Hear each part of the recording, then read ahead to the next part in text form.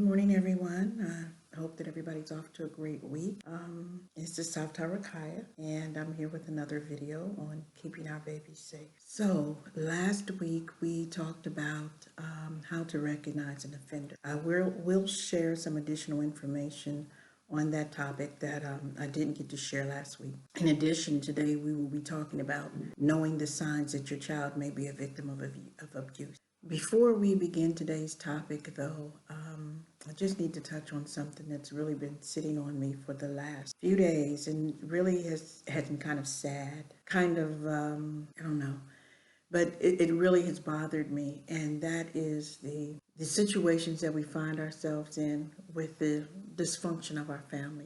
Some of you may have seen the video this past week where one of the young daughters was talking about domestic abuse that another young woman was experiencing, and that in conjunction with another Facebook post that I saw by another young woman who's dealing with issues in her family situation, and then a conversation that I had with a young man who's dealing with issues in his family situation. It really hurts, because I look at the repeat of the situations that create traumatized children. Some of our young adults now that are parenting, they look at us, as the grandparents at this point, that, we messed up. And there are some things that, we must acknowledge that we did wrong, that caused the trauma, not the adversity, but the trauma. And there's a difference between the two. We have challenges in life. We have adversities that make us grow and make us stronger people. Trauma is something else. When it causes us to not even be able to function, or to not be able to function at full capacity and to reach our full potential, when it damages us. And, I see these things happening, and, as a parent, as a grandparent, that I have adult children that, hallelujah, they can come and say some things to me now that in the past they couldn't say. When I was a younger mother, when I was the single mother, when I was struggling to raise my kids, and and I was the angry, strong Black woman, the independent Black woman, the one that made it happen because I didn't have a choice, and the things that I didn't do as a mother. I don't wallow in it. I don't want anybody to get the impression that oh, she's feeling sorry for herself. No, I acknowledge the things that I didn't do as a parent, that I should have done, the things that negatively contributed to my children and their growth. And as a grandmother, and I watch my grandchildren and see some of the things that they're going through, it's just a message to us as parents, as grandparents, that we have to stop. We have to do more. We have to ensure that even with the tough love that we give, that we're not traumatizing. And if we're not sure, then we need to stop and ask somebody, Just think back to your own life and the things that happened to you that have you upset now as a parent, as an adult, of the things that your parents did. Don't do those things to your children. And as a people, we have to be more empathetic. We have to be there for one another more. I'm not saying that we're not. I'm just saying we have to do more, So that sort of has been sitting on me, and and the pain of it, not wanting to see another generation of children come out, or reach adulthood and not be the happy, healthy individuals that they need to be, and then they continue this generational cycle of trauma, of abuse, of neglect, of not having the opportunity to deal with grief in our life, dealing with issues of abandonment because our parents weren't there.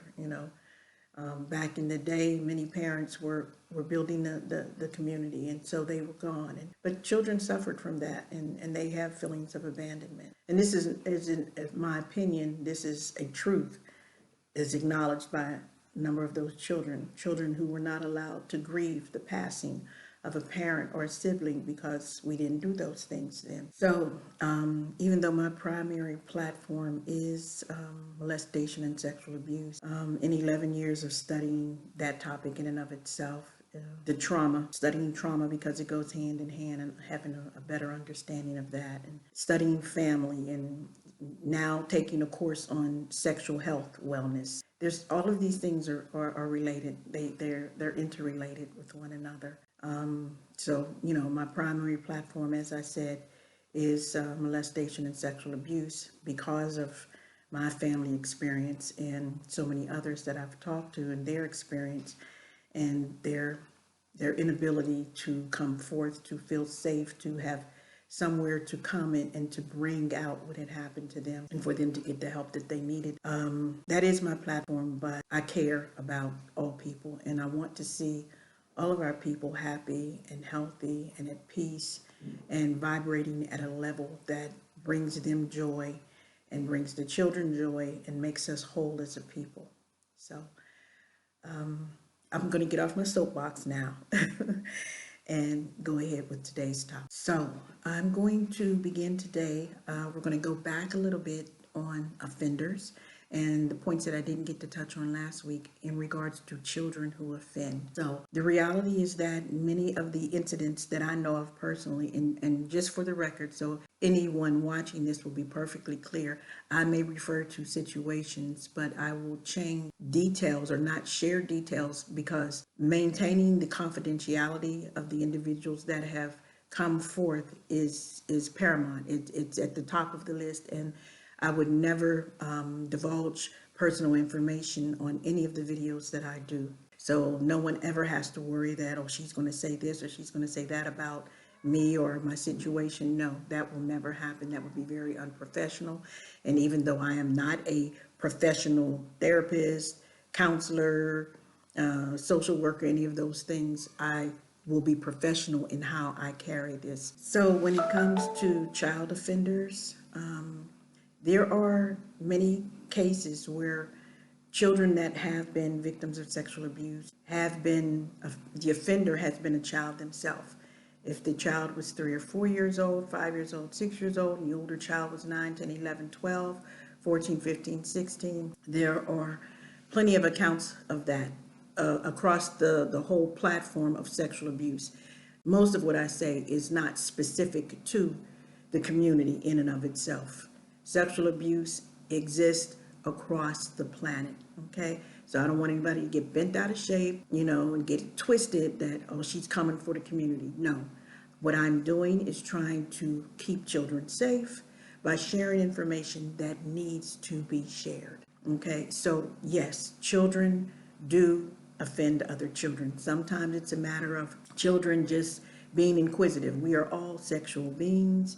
Children as young as 2, 3, 4 years old begin to have sex, even in the womb. In this course that I'm taking now, talks about how in the womb, a baby may get an erection or be, touching his penis. How young, very, very, very young girl babies, the vagina begins to be lubricated, and having these discharges. Some of these people that did some of these researches were kind of sick, some of these things that I've seen, but the fact of the matter is that these things are real.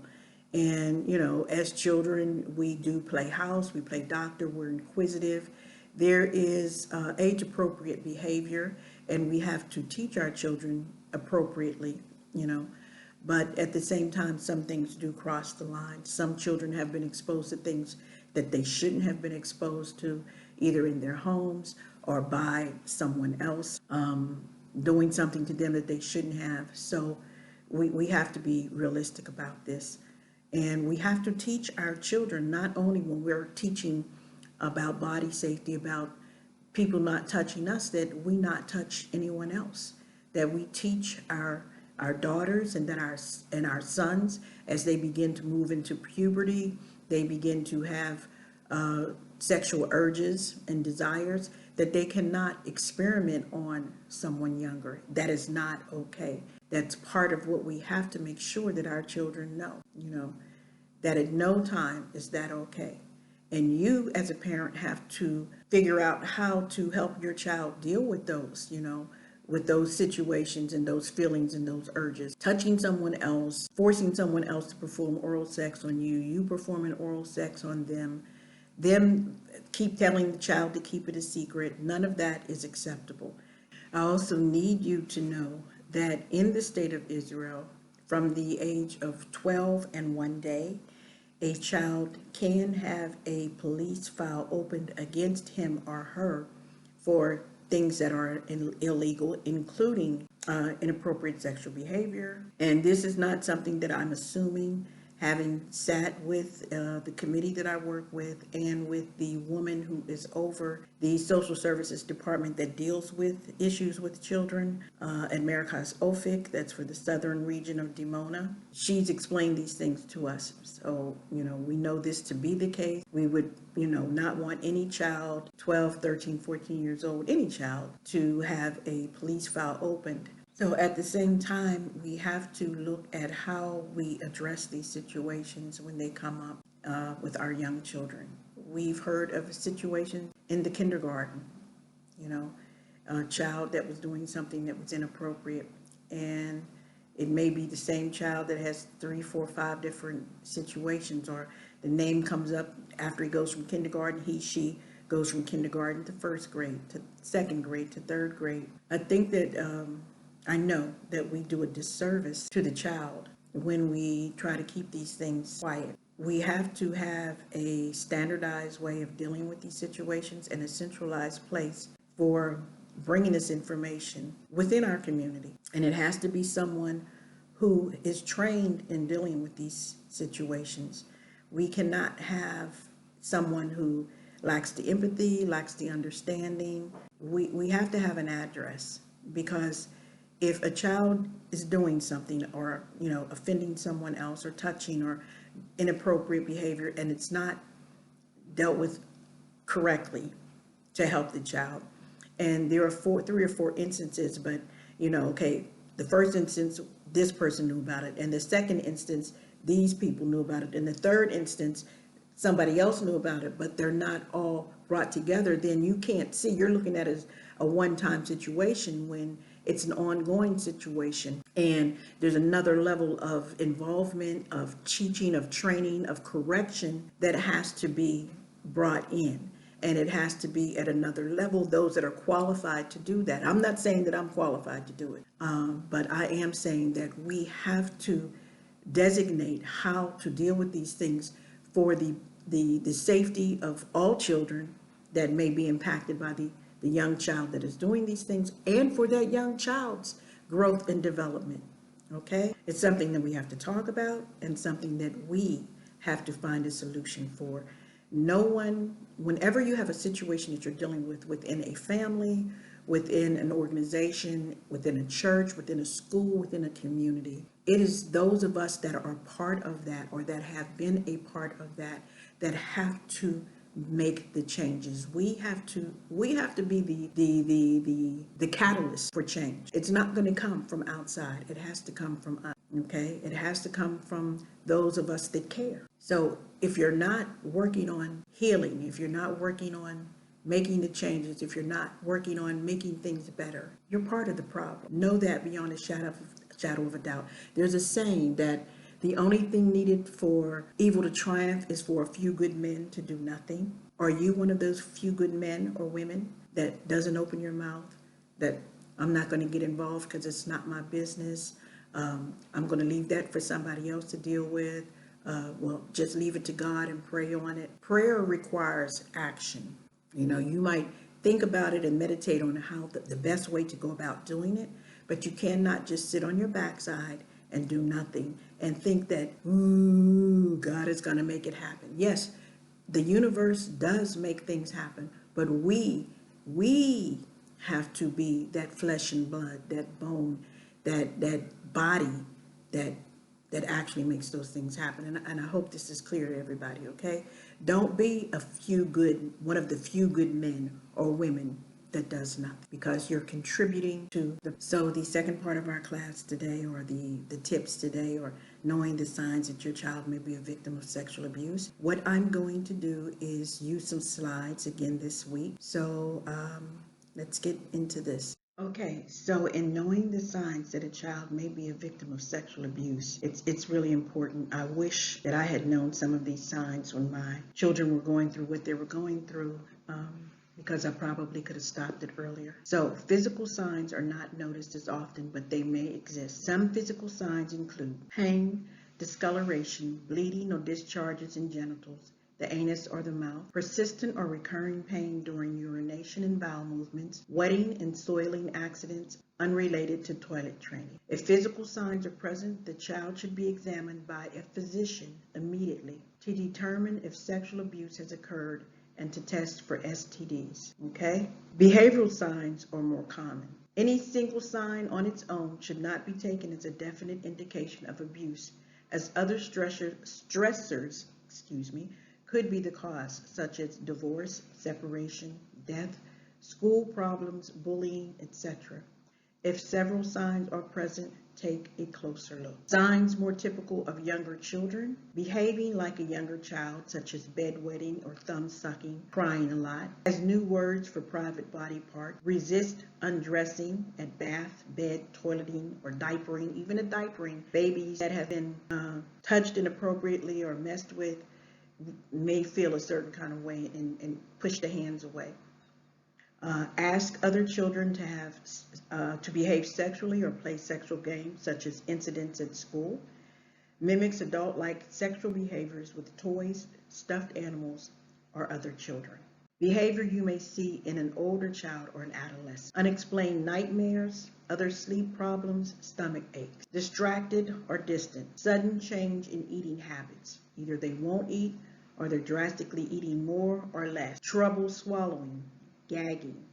Okay, that might be a reflex reaction to having been forced to perform oral sex on someone. Sudden mood swings, rage, fear, insecurity, or withdrawal. They leave clues that seem likely to provoke a discussion about sexual issues. Writes, draws, plays, or dreams of sexual or frightening images. Dislike of certain people or places. Refuses to talk about a secret shared with an adult or older child. Talks about a new older friend. Suddenly has money, toys, or other gifts without reason. Thinks of their self or body as repulsive, dirty, or bad. Adult-like sexual behaviors, language, and knowledge. And signs more typical in adolescence: self-injury, cutting, burning, or other. Inadequate personal hygiene, drug and alcohol abuse, sexual promiscuity, depression, anxiety, suicide attempts, fear of intimacy or closeness, compulsive eating or dieting, running away from home. So as stated, when it comes to the signs that a child may be a victim of sexual abuse, you can't just take one sign and run with it. But as parents, we have to be observant. We have to know when there are changes, subtle changes in our children. I know that we're busy. We're super busy working at jobs, trying to cook, clean, take care of, help with homework. Now we've become teachers since everybody's learning at home with Zoom. Oh, I'm so happy I'm not a parent right now.